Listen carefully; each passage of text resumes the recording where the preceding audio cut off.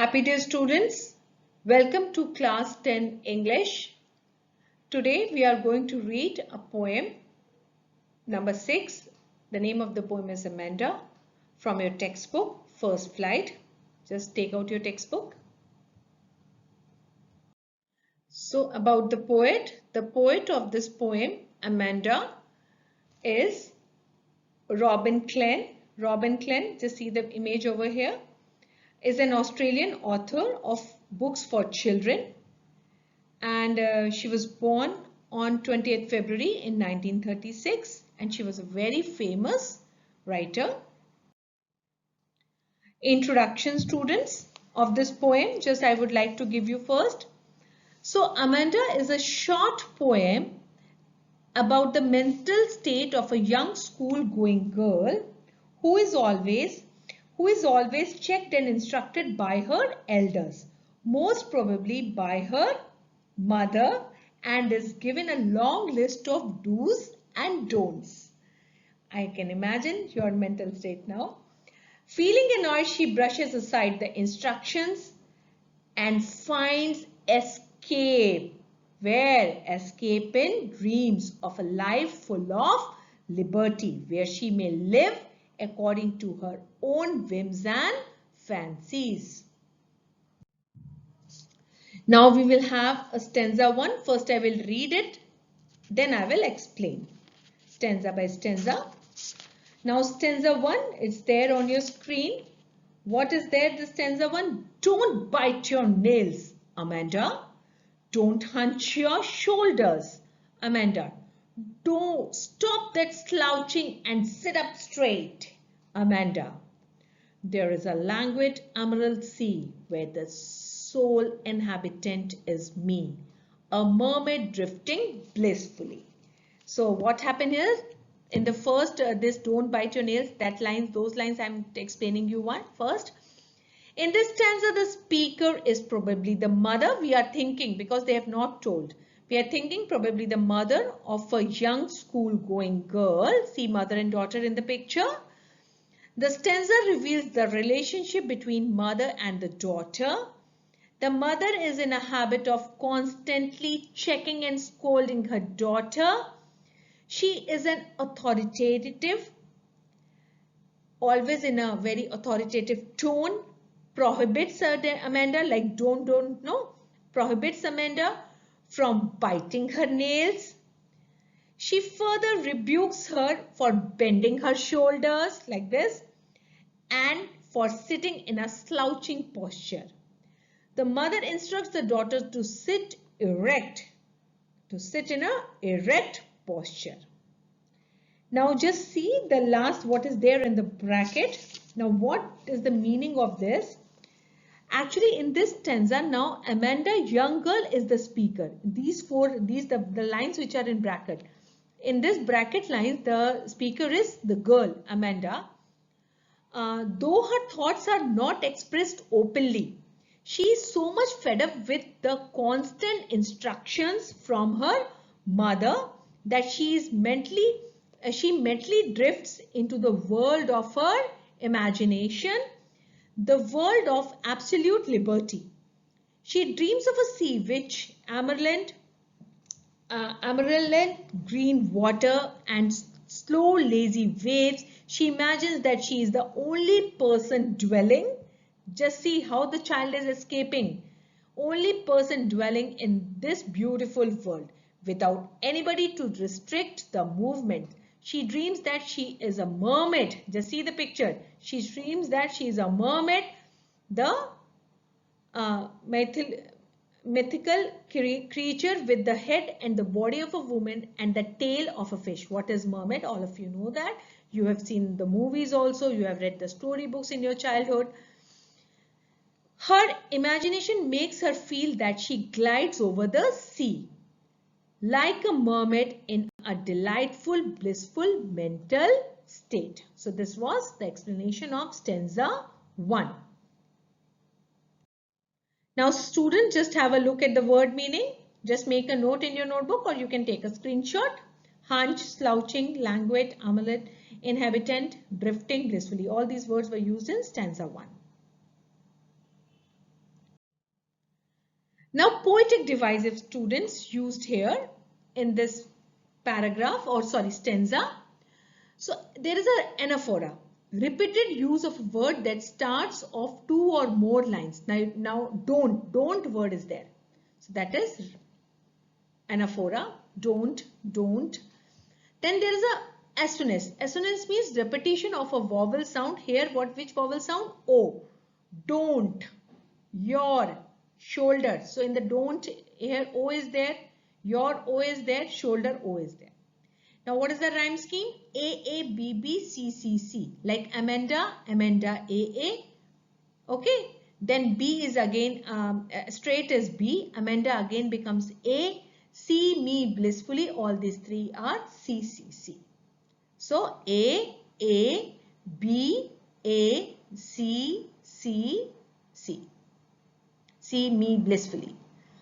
Now metaphor. The use of the word emerald sea of green color of sea being similar to the color of emerald. Now repetition. Repetition of the word Amanda is there. So which poetic device? Repetition is over here, used over here. Now here is the imagery. So imagery means you can imagine like drifting blissfully. So all this imagery has been used. Now alliteration is there. The alliteration, the sir sound, just look into your textbook. Stop slouching. Sir, sir. Sit up straight. So the main words are sit and straight. Sir, sir. So sir sound is repeated. So it's a alliteration. Initial sound when comes. So that is alliterations. Then allusion. Allusion means a mermaid. When you take the example from any mythological character or some history. So mermaid is a well-known imaginary character. So that's why from allusion it has been taken. Okay. Now stanza 2 students. What is happening here? The mother is asking, did you finish your homework, Amanda? Did you tidy your room, Amanda? I thought I told you to clean your shoes, Amanda. Now another stanza of what the child is saying. I am an orphan roaming the street, the patterned soft dust with my hushed bare feet. The silence is golden, the freedom is sweet.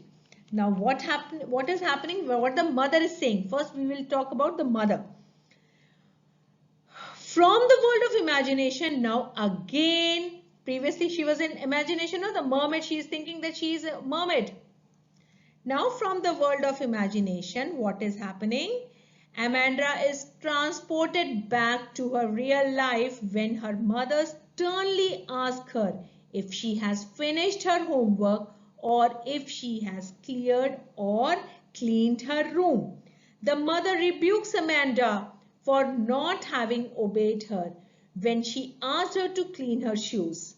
The stanza further emphasizes the authoritative, tone of the mother while talking to Amanda and her strict behavior, while handling the girl. So very autocratic type, no? And very strict behavior she used to handle the daughter. Now in the what is there in the bracket, I told you in the bracket word, whatever is there, it is the feelings of the daughter. That is, what is the name of the daughter? Amanda. So Amanda is so much frustrated by the continuously nagging by her mother that she imagines herself to be an orphan who wandering about the streets freely with no parents to scold her for walking in a dusty path. The shouting of the mother at Amanda makes the girl crave for a life of silence and liberty. Silence and liberty. She does not mind being an orphan if that can provide her freedom and peace of mind. Now students, just have a look at the difficult words over here. Orphan, hushed. Now we'll come to the poetic devices used in stanza 2. Again, you know what is anaphora? Repeated use of the word at start of two or more lines. Did you finish? Did you tidy? Like that. Okay, and rhyme scheme, A-A-D-A-E-E, like that it has been used. And assonance is there, that is a vowel sound of O. There is a repetition of the word Amanda. Metaphor has been used over here. Okay, now actually children, here you can take it as A-A-C-A also, and D-D-D also you can take. Like that also can be done. Okay. And sorry, A-A-B-A, and here C-C-C you can take. Instead of taking D and E, it will create confusion. So you take A-A-B-A-C-C-C. Many of the website and many other, they have told you like that, but you can take like that. Now assonance is the O-O-O sound is there. Then repetition of the word Amanda is there. So that's why repetition poetic device is there. Then metaphor, when they are talking about silence is gold. So silence has been compared with gold color, okay, of gold. And then they said freedom is sweet. So freedom is said to be sweet in taste. So that's why which comparison has been done. And moreover, what is the technique? When as and like is not there and the comparison is there, we can call it as metaphor. Now stanza 3. Now just see. Don't eat that chocolate, Amanda. Remember your acne. Remember your acne, Amanda. Will you please look at me when I'm speaking to you, Amanda? I am, now the girl is thinking, I am Rapunzel. I am Rapunzel. I have not care. Life in a tower is tranquil and rare. I'll certainly never let down my bright hair. So now here in this 4 lines, now again mother is scolding that girl, and the girl is not looking straight to the daughter is not looking straight to the mother. So as Amanda's mother handles her daughter sternly, always instructing and rebuking her, this stanza further reveals the behavior of the mother. She prohibits Amanda from eating chocolates because that may aggravate her acne. As Amanda, being annoyed, looks away, her mother commands her to what? Her to look at her when she is talking. Then Amanda again escapes to the world of imagination away from the real world where she is subjected to constant scolding by her parents. She has a strange fantasy that she is Rapunzel, the young girl in a German fairy tale who was snatched away from her parents and locked in a tower by an evil witch. Amanda feels that her life as Rapunzel will be full of what? Full of peace. She thinks that unlike Rapunzel, she will not let her golden magical hair down to enable somebody enter the tower. Moreover, she does not want anyone to interfere in her life by entering the tower with the help of her hair. So what does these lines tell? She wanted to run away from this place where nobody can interrupt her, nobody can instruct her. She wants peace. Now word meaning, just see over here, this slide.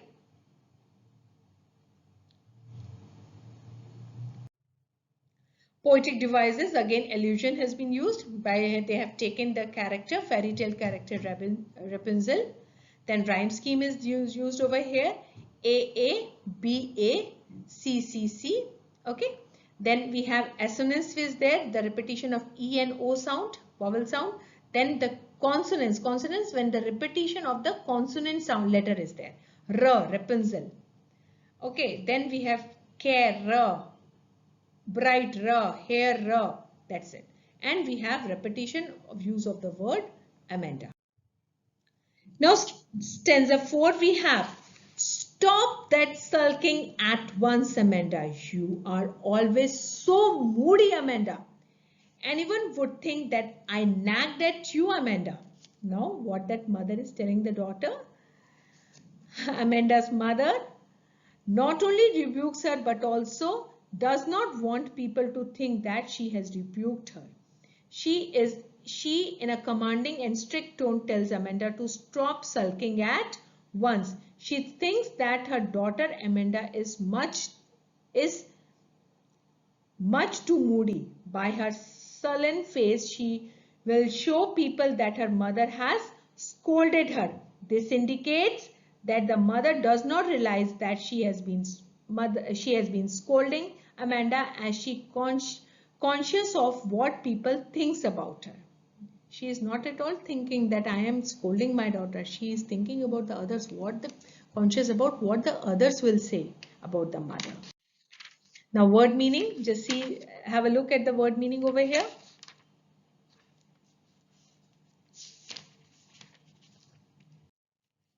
Now poetic devices, students, we have alliteration, stop at sulking, sir. Then alliteration is there, the initial sound of the words. Children always get confused with assonance, consonants and alliteration. That's why I'm saying alliteration is the initial sound, and consonants and assonance comes in between the words. Repetition of the word Amanda, and then rhyme scheme we have AABA. Okay. Now students, let's come to the theme of the poem. What is the theme of the poem? So the poem centers around the girl. What is the name of the girl? Amanda. Therefore, the poet has rightly titled the poem after the chief character. The title is followed by the girl Amanda. So the poem deals with the child psychology. Okay, the child psychology, as well as the lack of insight on the part of elders to understand children's thought process. Basically, this is the theme. The poem seems to suggest that the more children are suppressed, the more defiant they become. They wanted to run away. Okay, such children start finding reality to be harsh and find escape in daydreaming or imagination. So much that they start wishing for a life without parents around them. Escapism, they wanted to run away. That's why. Nagging all the times. That's why. Then what happened then? To curtail, because they feel the parents are curtail their liberty. The poem indirectly advises the parents to have healthy and friendly relation with children, which may be more effective in grooming them properly. However, the poem also indirectly emphasizes the need for children to listen to the advice given by the elders and not to escape reality. Children can learn to do so if they are treated with affection and given some liberty, for suppression result in defiance. Now, what is the message conveyed in the poem? Just pay attention, just 3 points basically I've written. The poem conveys the message that children need to be allowed more liberty. Excessive nagging makes them defiant, and they turn a deaf ear to the instructions of the elders. They just ignore as if they have not listened. They develop a kind of dislike for real life and start escaping into the world of dreams and imagination. In fact, the poem indirectly emphasizes the need of a healthy relationship or healthy bond between parents and children. Parents should understand the psychology of children, who in turn should be respectful and responsible to their parents. Hope you have understood the poem. Thank you. All the best, children.